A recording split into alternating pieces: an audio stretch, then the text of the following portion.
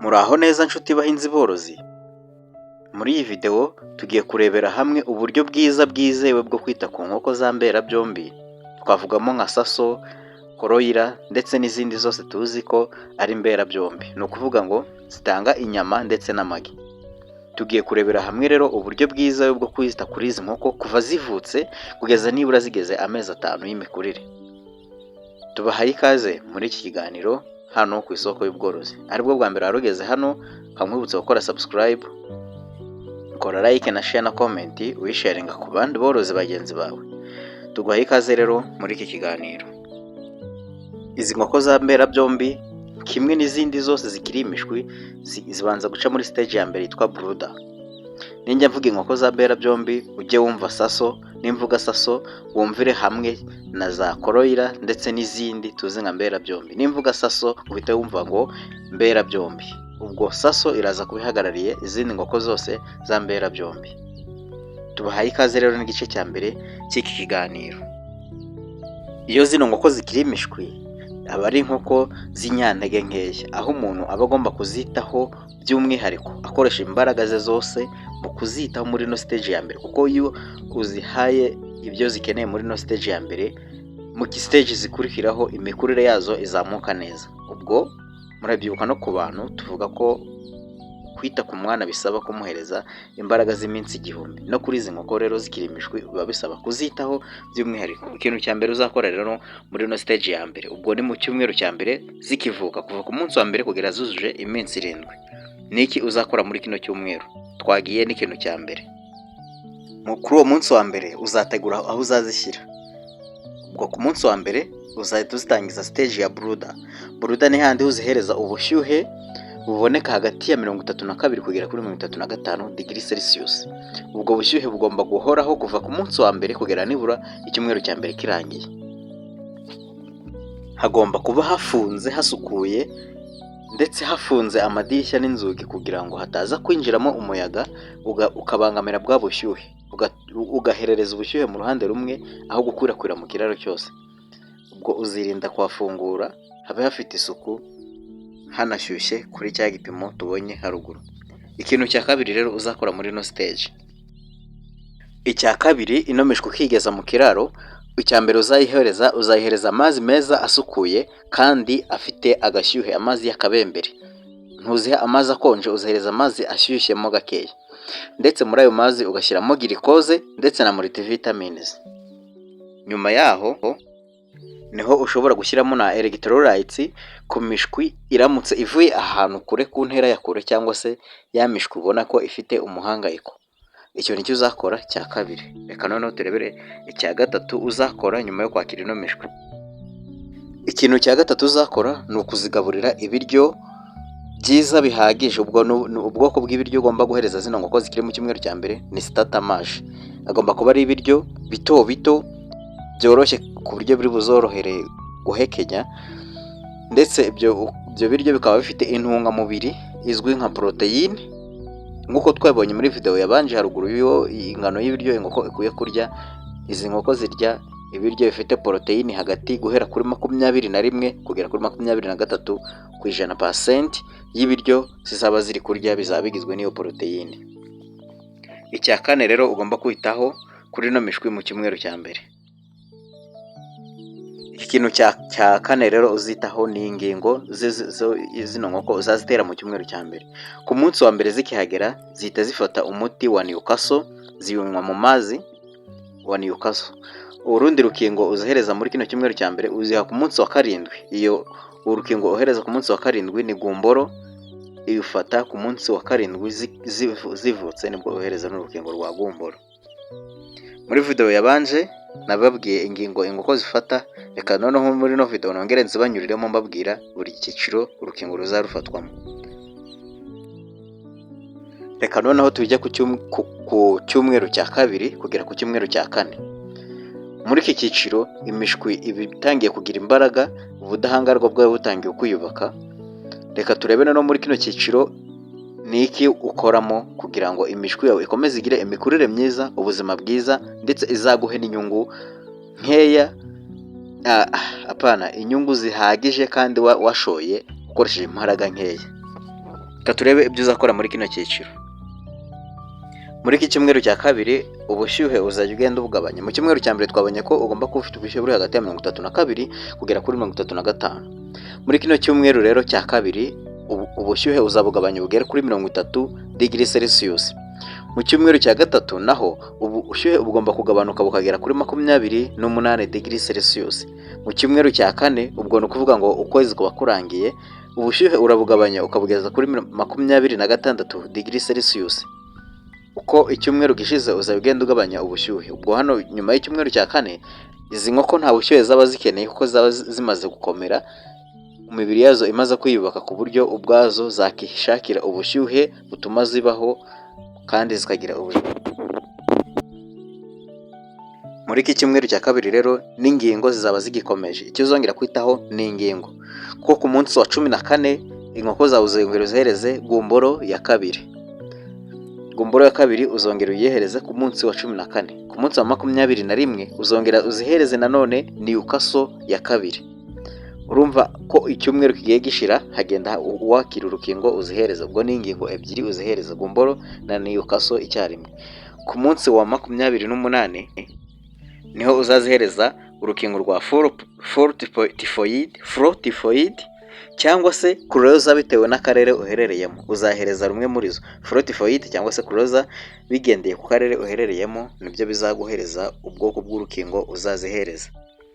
Ubwo hano zizarangiza ukwezi ingingo zose urangije kuzihereza. Ni ukuvuga ngo mu kwezi uzaziherezamo ingingo zigera muri 5, Newcastle na Gumboro mu cyumweru cya mbere, mu cyumweru cya kabiri kugera ku cyumweru ku munsi wa 14 no ku munsi wa 21 hakazaho naho Gumboro na Newcastle zikaba 4.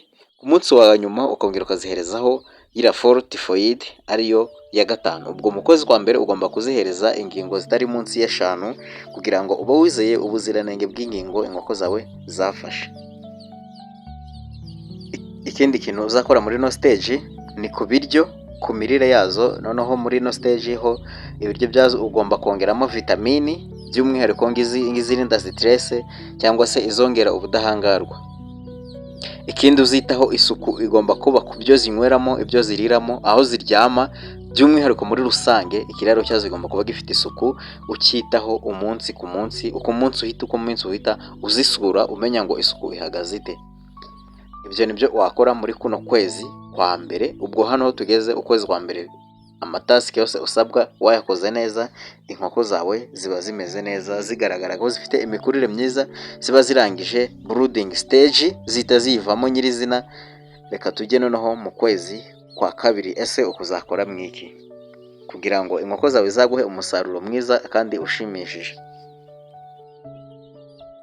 Muri kuno kwezi kwa kane imishwi yawe ya saso izaba imaze gukura, irimo igenda ikura vuba vuba bitandukanye n'amezi ya mbere yabanje, ndetse imishwi ya saso igenda yitandukanya n'indi mishwi irimo, yewe ufitemo nka Local Chicken n'izindi. Ibi igenda itandukana ku misusire, ku miterere y'imibiri yazo, ku mikurire. Isaso zikura vuba gusumbya Local Chicken. Icyo gihe saso ibigaragaye yari itandukanyije n'andi moko avanze muri zo.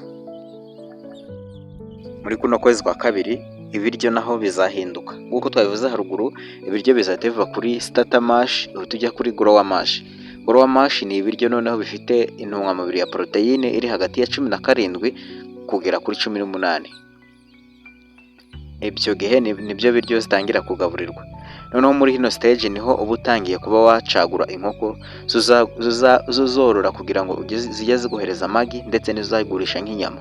Ubwo ni amasake.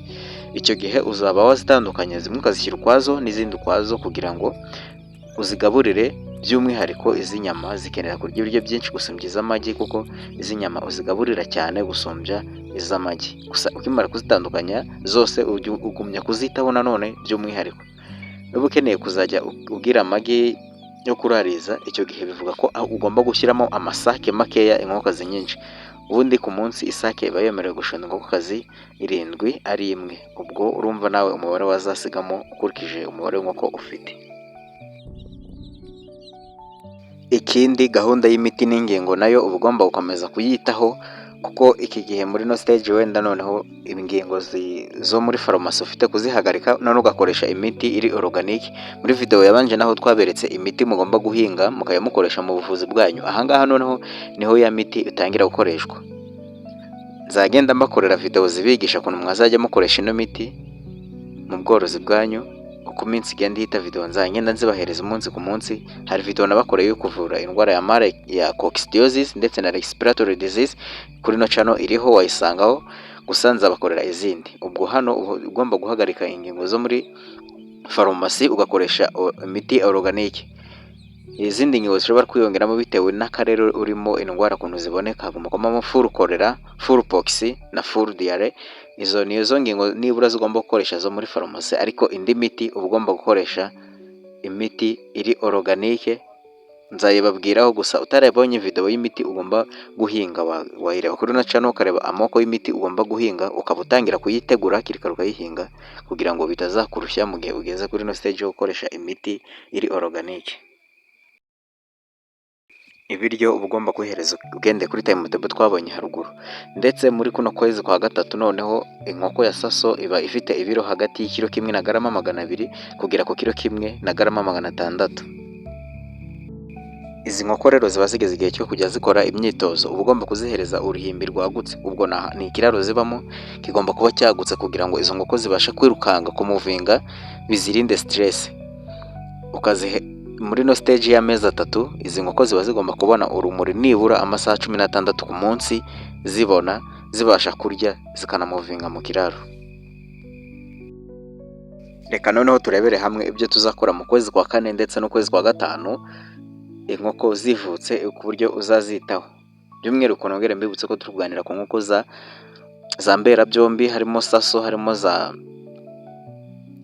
Koroira n'izindi zose tubara ko ari inkoko mpera byombi. Ntabwo ari gakondo, nta nubwo ari inkoko z'inyama ndetse cyangwa se iz'amagi.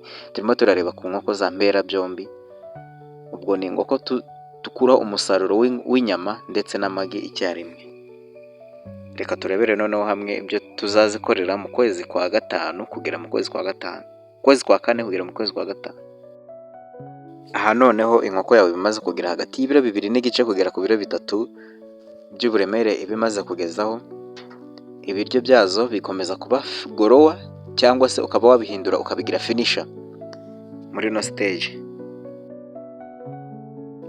Ndetse ahangaha uba ushobora no kuzigurisha hagati y'aya mezi 4 kugera ku mezi 5, nibwo uba ushobora kuba wazigurisha mu gihe uzazigurisha. Mu gihe uzikeneyeho umusaruro w'amagi, iki nicyo gihe ziba noneho zirimo zitegura gutangira gutera, kuko mu kwezi kwa 5 inkoko zawe ziba zatangiye gutera ku kigero cya 80% ziba ziri gutera yo witaye kuri ibintu nguko twabivuze haruguru. Ahangaha niho za nkoko zawe zo wageneye gutanga ko zizajya uzikuriraho umusaruro w'amagi. Ubwo ni inkoko kazi zitera. Iki gihe noneho nibwo uhindura ibiryo ukazihereza ibiryo bya pre-layer mash. Ubwo ni ibiryo by'inkoko zitera, aho ari byo biryo uhita uzihereza, uzikura muri gorowa ugahita uzishyira muri pre-layer stage, akaba ari byo biryo zitangira kurya. Aho buri nkoko ku munsi iba yemerewe kurya ibiryo bingana na garama 90 kugera kuri garama 100 bya buri munsi kuri buri nkoko imwe mu nkoko zawe. Buri nkoko buriya iba yemerewe hagati ya garama 90 kugera kuri garama 100 ku munsi. Ubwo ni kuri za nkoko kazi zitangiye kwitegura gutangira gutera. Ahangaha rero ongera ukomeza amazi meza ni ingenzi cyane mu mikurire y'izi nkoko, kuko utazirinze isuku. Ugomba kuzihereza amazi meza kugira ngo wirinde indwara zirimo coccidiosis, malex disease, kuko zino ndwara ni indwara zikunze guturuka ku mwanda. By'umwihariko iyo ikiraro cyawe kidafite isuku, ibyo ziriramo n'ibyo zinyweramo amazi zikunze kwatakwa n'izi ndwara. Ugomba kwirinda rero ko mu kiraro cyawe hazamo umwanda kugira ngo wirinde unarwanye zino ndwara. Ikindi ugomba gukoresha imiti nk'uko twabibonye haruguru, imiti y'ibimera gakondo, ndetse twavuzemo n'ingingo ushobora kuba wakongeramo muri no stage guhera ku mezi 2 kuzamura. Harimo ingingo twabonye, harimo za full pox, za malex. Izo ni ingingo zigomba gukomeza kandi ukagira isuku kugira ngo inkoko zawe zitatakwa n'indwara. inama twabahereza kuri buno bworozi bw'inkoko cyangwa se umwanzuro ni uko inkoko za saso ari inkoko zigomba kwitabwaho by'umwihariko kuko zitanga inyungu mu buryo bubiri butandukanye. Ushobora kuzikuraho inyungu mu buryo bw'inyama cyangwa se ukazikuraho inyungu mu buryo bw'amagi. Iyo niyo mpamvu rero ukwiye kuba wazitaho cyane ugashyiramo imbaraga nk'umuntu ufite icyo uzikeneyeho. Izi ni inkoko ziguhereza inyungu mu gihe gito kandi vuba zitakuvunnye. Icya mbere mu ncamake, tegura gahunda y'ingingo ihoraho kandi izwi ugenderaho nk'uko yagenwe.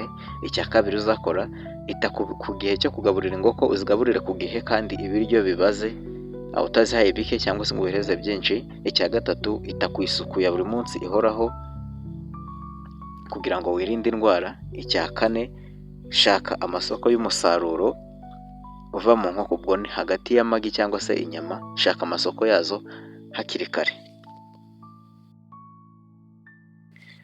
Inkoko za saso mu kuzorora ukurikije ibi byose tubonye haruguru ni akazi, iyi ni bizinesi yaguhereza inyungu mu gihe gito bitakuvunnye, bitagutwaye igihe cyawe kinini. Gusa byagutwara igihe kinini bitewe n'ubushake buke wabigizemo. Mu gihe ukurikije izi nama turwaye haruguru, nta kabuza umusaruro uzawubona. Nk'uko mwabibonye kuri ino video irimo hano, ibi ni ibiryo twikoreye. Gusa sinibagiwe ko abenshi mwagiye munsaba kuzabakorera uburyo bwo gukoresha ibiryo bisimbura blender ukabyikorera wowe ubivangiye iwawe. Iyi video ndacyarimo ndayibateguriraho kuko byansabye gushaka ahantu hari ikibaho kuko habanza gukorera calculation. Nyuma ya calculation ngabona kuzabigisha pratique, ubwo nzayikoramo ibice bibiri kuko igice cya mbere kizakigeze na theory, mbigisha gukora calculation kugira ngo umenye ngo urakoresha ingano y'ibiryo ibi n'ibi ingana iki, ko hazaba harimo soya n'ibigori. Nyuma yaho nibwo nzabahereza indi video ibereka ukuntu muzajya mubyivangira. Nanone ubwo video ndimugira ikibazo muyitegereze mwihanganye kuko ndayitegura, ndabizi neza ko mwansabye muri benshi ariko ndacyayikoraho. Niba wakunze iyi video ntibibagirwe gukora like, share na comment. Jya muri comment udusabe video ushaka ko tuzakoreraho ubutaha. Niba ari ubwa mbere warugeze aha ntibibagirwe gukora subscribe. Mwese rero ni muze dufatanye tuzamure ireme ry'ubworozi hamwe. Kandi ukeneye kujya muri groupe y'aborozi ya WhatsApp, ni groupe aho duhurira nk'aborozi, ufite ikibazo akakizana akakibaza tukagirana inama nk'aborozi. Wasanga link ya groupe muri description y'ino video, ukayikandaho ukarangiza ugakora join, ubundi ukajya uza tugahurira muri groupe aho duhura tuganira ku buzima bw'inkoko, imibereho yazo muri groupe yacu ya WhatsApp y'aborozi. Joininga rero nawe uzabisange mu bandi borozi hamwe natwe nkuko nabigusabye nanabikubwiye. Aho uri ikintu ukeneye ko tukubwiraho inama, igitekerezo, inama ushaka kuduhereza, ca muri comment utwandikire ibyo ukeneye ko tugufasha, ko tuzagufasha. Video ukeneye ko tuzagukoreraho ubutaha, ca muri comment ubyandike, ubundi tuzaza tugusubize. Mukomeze mugire ibihe byiza.